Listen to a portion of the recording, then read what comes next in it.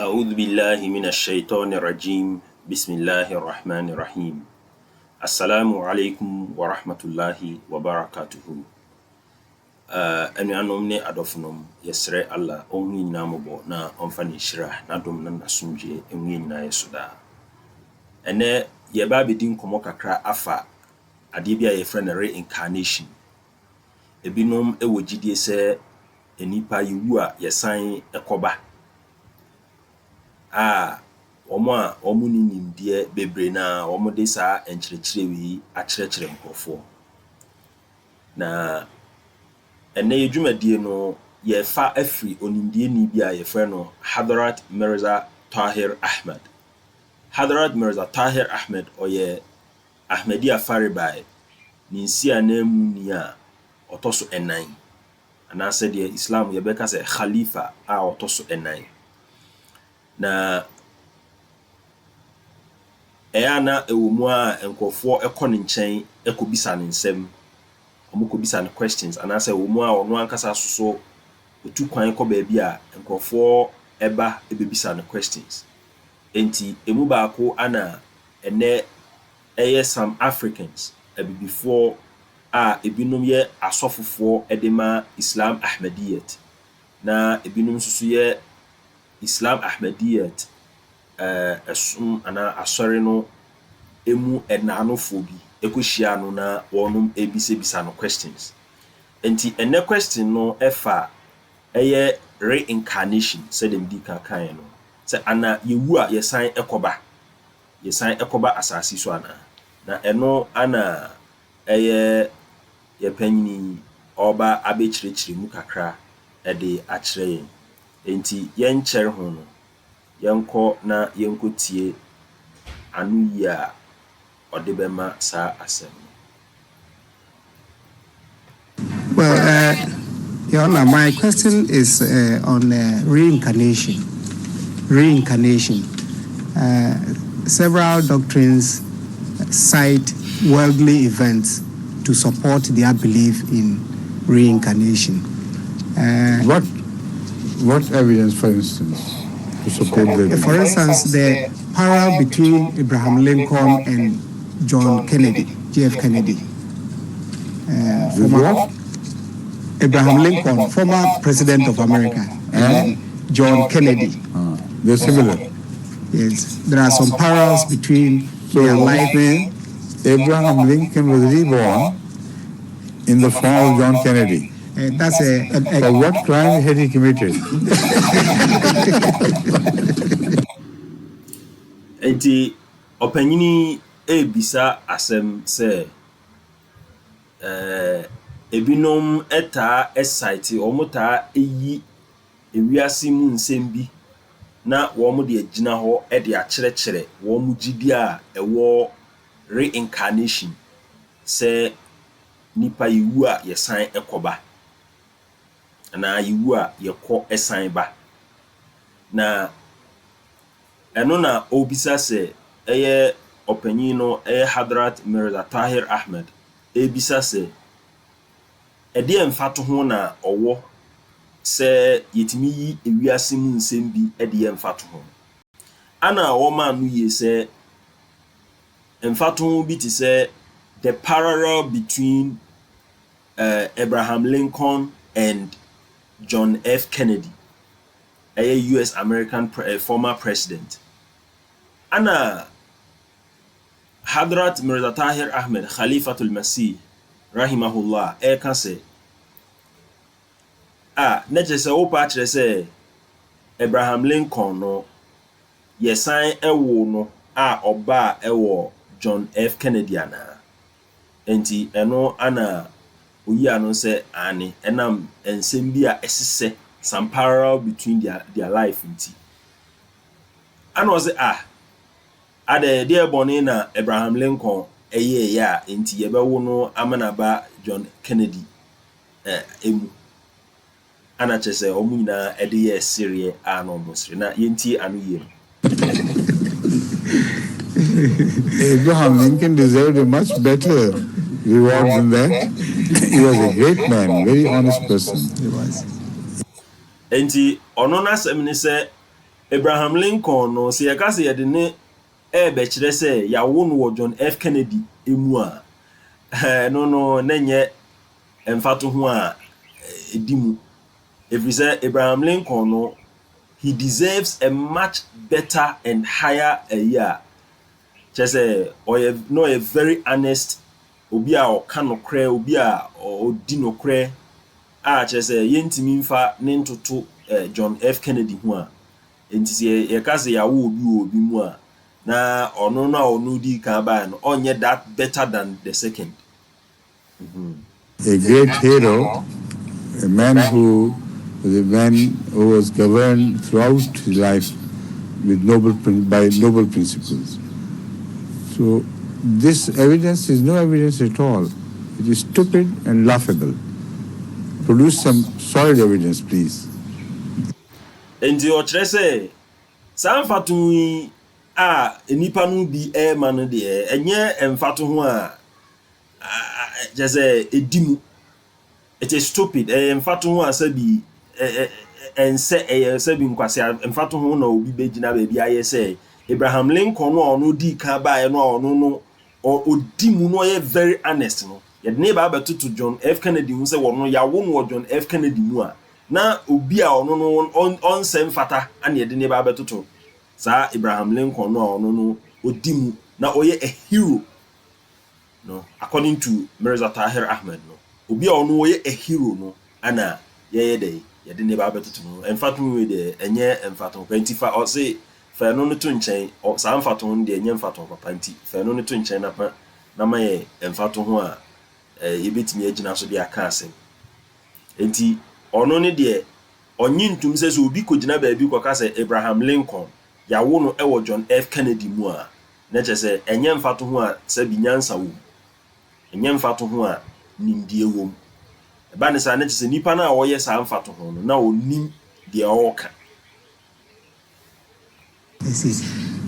Back at home, some of our traditions actually have place for that sort of thinking, the concept. That is a the dikan sa opanyini a odaso yi oye na sa bre no yensha ne say sa meeting we say English Mulakat on August 9th 1998 with Hadhrat Mirza Tahir Ahmed rahimahullah.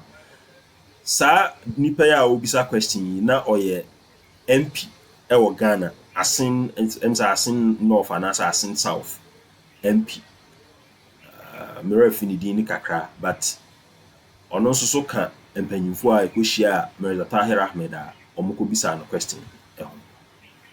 Children are born and there is a belief that they are reincarnation of people who have died long ago. No, that is a traditional belief. People believe. Yes. And that means they do not know what reincarnation is. Good. Enti eye opanyini a obisa asem no emra eye khalifa no ema ni nya anti asese samfato ho no a enipa no bia ya omudi gina so say eye a support for reincarnation no sabi eye nkwase mfato ho anase eye mfato ho nimdie bia anim no anwo ma mfato ho fufuro se oba yen abibiri mu a anase yen yekuru mu a yen so in our tradition no yewo nimdie bi ni ntiase bi say yewo akwara bi a enam sa bi a woni ni nana bi ese enema bi a oye sede ene saa ne nana no ese nti yetimi ka se saa ne nana no ane yawo no enti se eba ne saa na wonmo a wonum ka saa asem no wonum de kire se saa ne nana kro no ane yasa wo no enti wonum susu se a reincarnation enti enei womo nimdie womo asabi womo nimhwe na wonum pese womo kan nsem bi de foa reincarnation so no na womo kokeka womo kofifa saa ensem ni bi e de aba begina ho a kire se empo yen abibifo kra no ye gere reincarnation bi na no ana khalifa no eyi ano se ene na se ba ne saa de a na womo a wonum ka se akwada bi a yewo no yewo no ne nana bi ana ya san wo no na wonum nte adeɛ no a yɛfrɛ no reincarnation no na wɔnom ɛnte aseɛ nti wɔba bɛkyerɛ reincarnation no na se kyerɛ pɔtee nti yɛntie no. I was First of going to- all, Fine. no, I understand your question, Yes. but now listen to the answer. First of all, this Abraham Lincoln case is vulnerable on the point of the true understanding of reincarnation.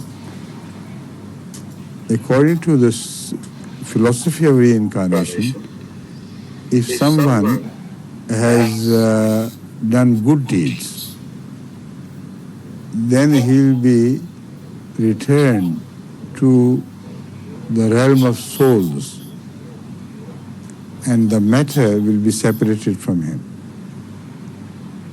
And there he would stay for trillions of years, according to the story of reincarnation. This Abraham Lincoln case is vulnerable on the point of the true understanding of reincarnation. According to this philosophy of reincarnation, if someone has done good deeds, then he'll be returned to the realm of souls, and the matter will be separated from him. And there he would stay for trillions of years, according to the story of reincarnation.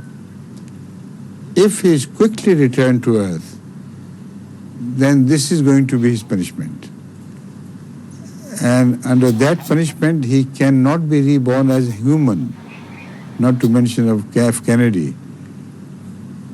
Abraham Lincoln, if he was to return to this world, or was to be returned to this world so soon, that would show wrath of God against him, that he behaved like a wicked person, and as such he lost his right to be reborn as a human.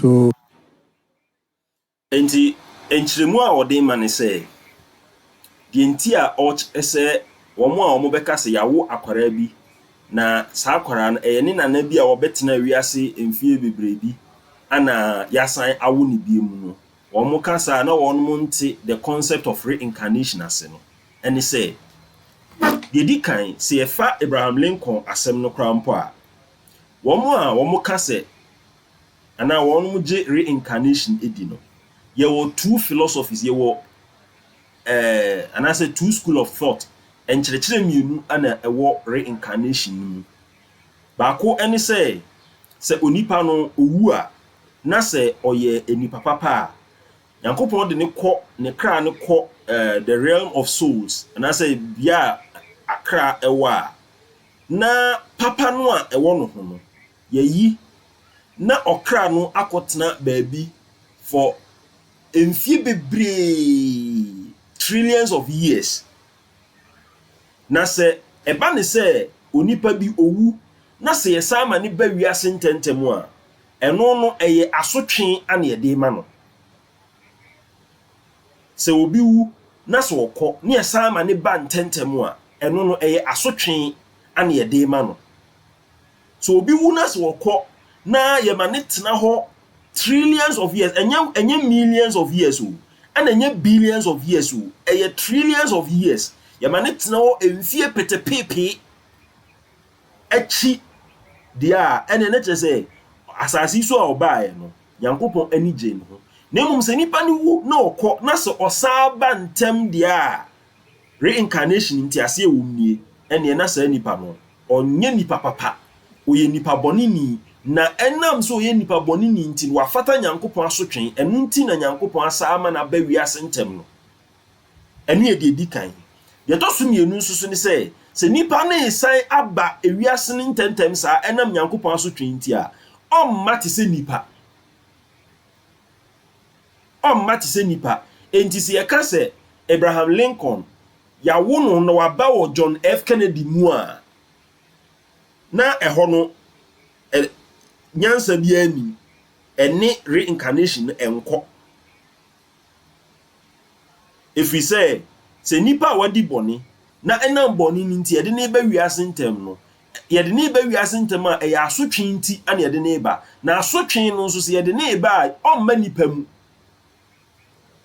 enti sɛ obi kɔtena baabi na ɔkɔka sɛ Kwame Nkrumah owuye no wasan aba na ɔte bonoma mu a mumisa ne sɛ ɔno no ɔte reincarnation na ankasa no ɔte ase na sɛ ɔte ase a sɛ Kwame Nkrumah saa ba bie mu ntem saa de a ɛne ne kyerɛ sɛ na Kwame Nkrumah no ɔyɛ diboniani na ɛnam so ɔyɛ diboniani nti Nyankopɔn bɛtwe na so na Nyankopɔn ba bɛtwe na so no so ɔba a ɔmma te sɛ nipa na emu e bia ɔbɛba te sɛ kotrɛ anaasɛ bia ɔbɛba te sɛ bia tɛfrɛ bi anaasɛ bia afrafanto bi anaa kyɛ sɛ adeɛ bi a ɛso ni mfasoɔ na waba bɛfa process mu ahokyerɛ mu saa kakra asa akɔ aba kopim sɛ afei ɔbɛba bɛdi mu sɛ ɔbɛsan aba te sɛ nipa na ɔba waba bɛfata sɛ ɔbɛyɛ papa na so ɔba na so wansa anyɛ papa so deɛ a ɛno nso so ɔbɛsan akɔ biem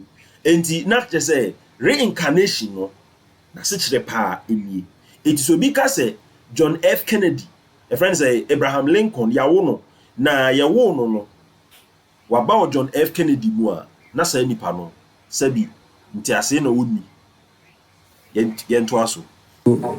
He should have been searched about among animals, not among the presidents of United States of America.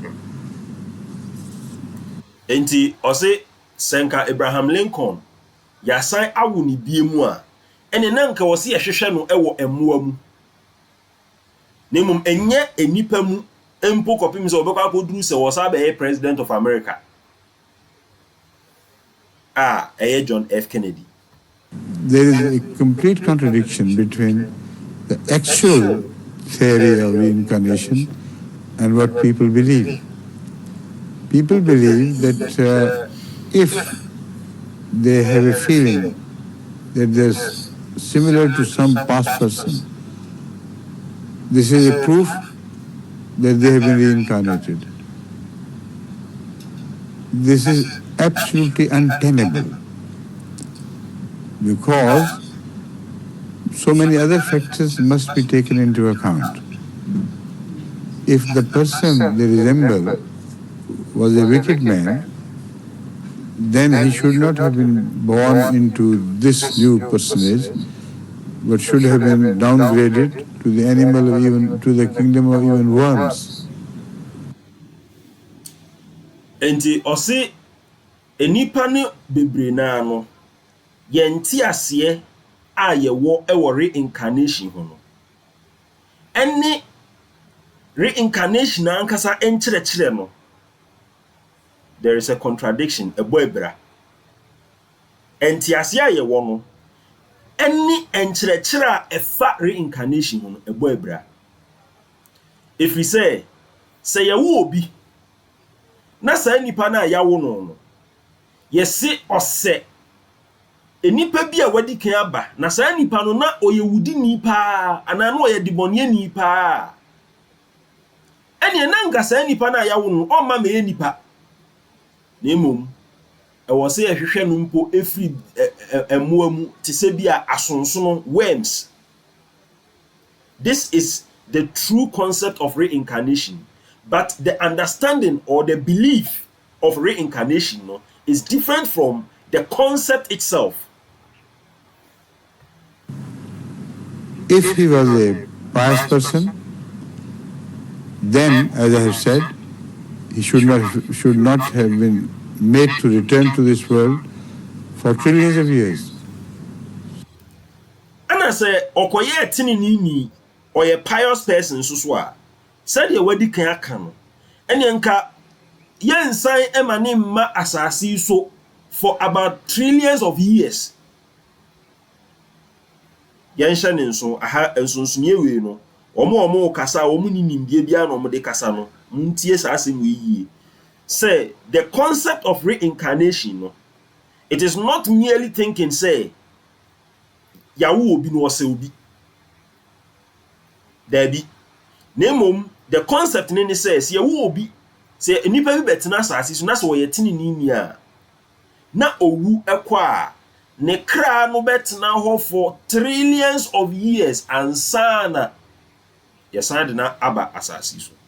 Nemom so ye de bone ania ne bebe na ba ntem na no mpo no se wo ba e ya so twinti na enam se ya so twinti no wo ba no o mate se nipa. Nemom o ye behwehwe no ayen ko hwehwe no omuam te se worms, the lowest form of even animals, the animal kingdom no, the lowest form and I was say dika ko hwehwe ni free san wo nyini nkakra wo akọ no asaba the next level no wo akọ no asaba the next level sa ko say ebia oba bedru enipa ejina bre. So this whole story is absolutely false and is based on a wishful thinking. Enti sa ensem we nyina no o se eye false enye nokre na eye ejina wishful thinking say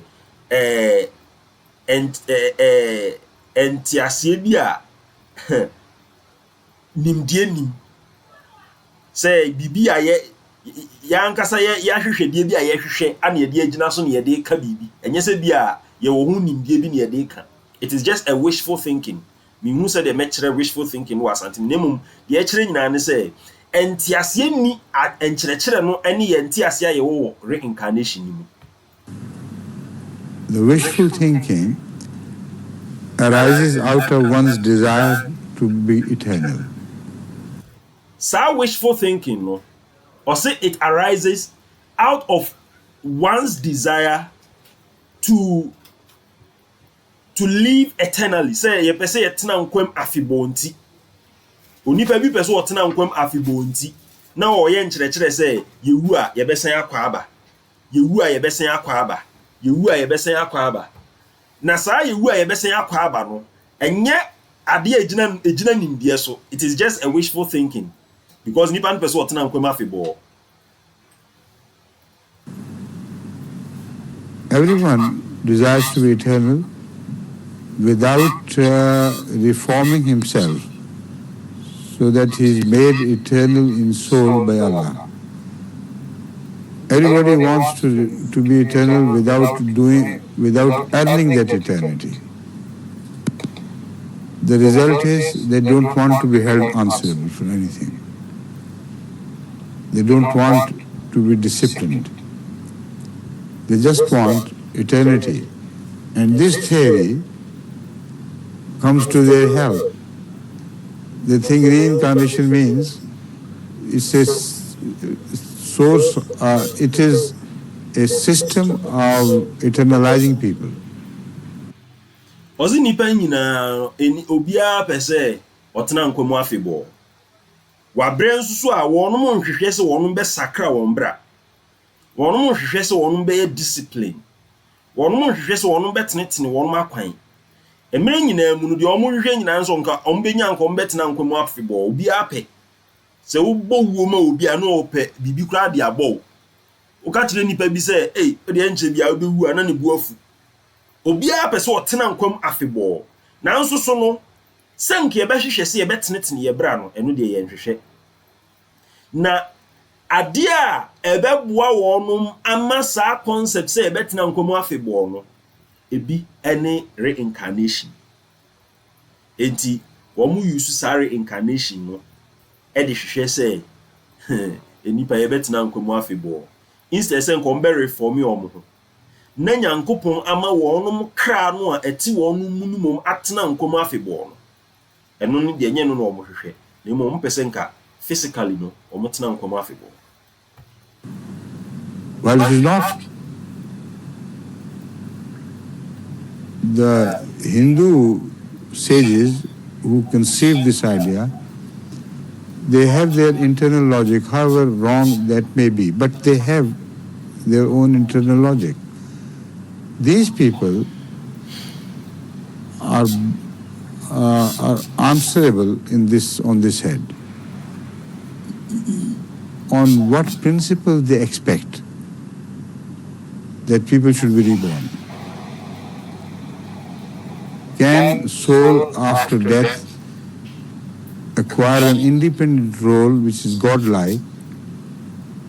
And can soul return automatically to another body? This is the question, in favor of which they must produce argument and evidence if possible. It is not possible unless there is a God who supervises all this and manages to send souls back to human form. If there is a God, then automatically they are answerable to him. And there is no need for any such system. So they want to escape a thing and accept it at the same time. It's not correct, it's not possible. Thank you. Enti yesunsun mu kandini Hadarat Mirza Tahir Ahmed nasma o kan say One tenase na one conceive the concept of reincarnation. The Hindu sages and I say Hindu mu the emphasis say asofufo no. Na one mu wo botaye bi enti a one e conceive sa asem no.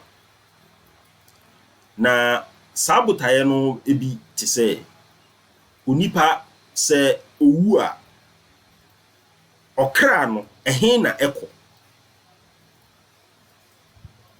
na saa entiase ana saa enkyirase a wo so omode ma saa anu yi a wo so omode ma no na afi nsusu no wo so wo munya ho adansedie edita akire so ombetimi dia ana ama wonum akonceive bibia etisei na saa entiase a wo mode a kire yen no se ekoba ne se ye jimpo atumu a yenhunu se okra no se owu e friends nipa no wu na se okra no ye de bekwa akoma enipa foforo a eye deniara a eye otumfo nyankopon bi a obo okra no ana obeye ne saa nyaade a okra no a betimi de ne pe akwa akoshe nipa foforo bi mu no wasa ba asase so agese otumfo nyankopon na eye ne saa na so otumfo nyankopon so na ebeye ne saa de a ene ne yenhye ne nso se saa nyankopon no a oye ne saa no se nyankopon no oho susu de a ene na nipa ne ye answerable to nyankopon no nipa no bibia oye bia no owo ho asembisa bi a ewo se oyi ano edi masa nyankopon no enti se ye gi atum se enipa ne ye answerable to nyankopon de a ene na reincarnation no eni agina so bia anas ye gi atum so se nyankopon bia so ni wo a oye saa de we so ana tumi bia ni wo a ofa okra no de na ko hye enipa foforo mu dia a ene na nya de a okra no a betimi asore so de na ho akɔhye enipa foforo mu enti ufa ne ha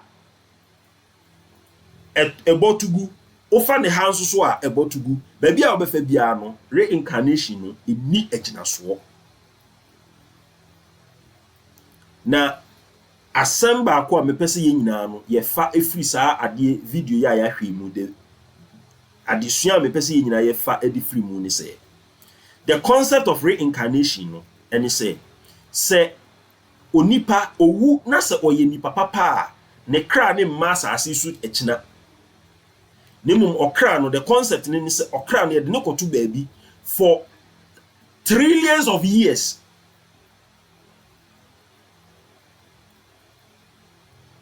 na se no so oba in a better form than the first state. Ana se nipa no so no se owu na se oye debonye ni so a eno ne de de ne bantem efise wo fata asotwen ena asotwen ti ne de ne ba wiase ntem na se de ne ba wiase so de a enye na ye nhye ne nso se otumfo nyankopon ɔmfa ne nsa ma wabra ɔyɛ nipa na mmom ɔde ne bɛba in a lower form na waba abɛfa n'asotwe mu wabɛgye n'asotwe no ansa na bi a akyire yi asa de n'aba sɛ nipa na waba abɛsakra ne ho. Nti this is the concept of reincarnation. Nti ɔno a ɔmo se Kwame Nkrumah awu na waba na ɔte kintampo sɛ hefa a ɔdɔ afuo no. Kwame Nkrumah na waba na ɔte kintampo a ɔdɔ afuo no. Na ɔyɛ dibɔnyɛ nti nya ama na ba ntɛm saa na. It is a nipa wo ka asɛm na sɛ wonni hu nimdia na de behia ne sɛ wobɛka wano atum ɛno na ɛyɛ pa. Yɛsrɛ otumfo Nyankopɔn ɔnhie nyina mmɔbɔ na ɔnhyira nyina daa. Yɛsrɛ mo sɛ mon subscribe to your channel no na mon share ɛma obi asoso ɛnsankani. Wassalamu alaikum wa rahmatullahi wa barakatuh.